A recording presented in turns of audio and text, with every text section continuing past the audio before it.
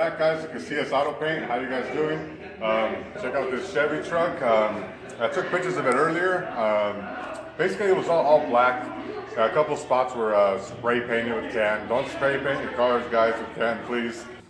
Basically, when you spray paint, when you use that Rust-Oleum, guys, or whatever you guys get at AutoZone, O'Reilly, any paint that comes in a can, if you don't get it from the automotive store, basically that stuff does not bond good with actual paint. So when you actually go to sand it, basically what you're doing is the solvents that are in there actually ruin it. So when you sand, it actually starts peeling back, and it keeps peeling back and peeling back further. So wherever you put it on your panel, basically you're gonna have to do a real good sand and get it all off, basically. And usually you have to re-primer it again with DuPont primer or any other automotive primer paint. So that's just a tip for you guys to know.